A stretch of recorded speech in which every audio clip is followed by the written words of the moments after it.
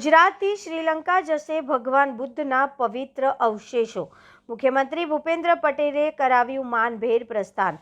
વડોદરામાં સંગ્રહિત ભગવાન શ્રી બુદ્ધના પવિત્ર અવશેષોને શ્રીલંકાના કોલંબોમાં ભક્તોના દર્શનાર્થે મોકલવાની ગૌરવશાળી વિધિમાં આજે મુખ્યમંત્રી શ્રી ભૂપેન્દ્રભાઈ પટેલ ઉપસ્થિત રહ્યા હતા। વડોદરાના પ્રાચીન વિમલેશ્વર મહાદેવ મંદિર નજીક યોજાયેલી વિદાય યાત્રામાં તેઓ સહભાગી બન્યા હતા।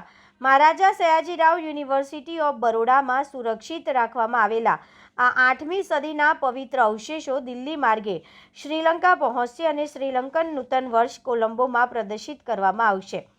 વડાપ્રધાન શ્રી નરેન્દ્ર મોદીના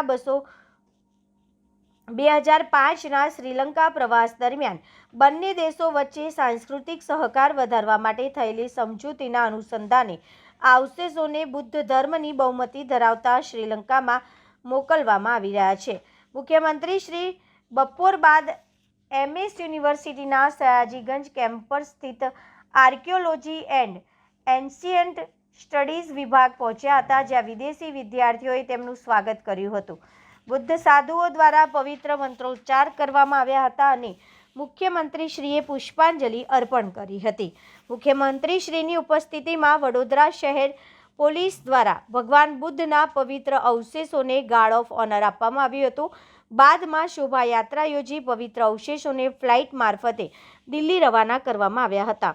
અવશેષોમાં ભગવાન બુદ્ધના અસ્થિ, એસીસ, રેશમી વસ્ત્રોની સજ્જ પાત્રા અને પથ્થરમાંથી બનેલા ઢાંકણવાળા બોક્સનો સમાવેશ થાય છે। બોક્સ પર ચાંદી સોનાના તાર સાથે બ્રાહ્મી લિપિ અને સંસ્કૃતમાં દસબલ શરીર નિલય લખાણ જોવા મળે છે। ઉલ્લેખનીય છે કે શામળાજી નજીક દેવની મોરી વિસ્તારમાં થયેલા ઉત્ખનનમાં આ અવશેષો મળી આવ્યા હતા।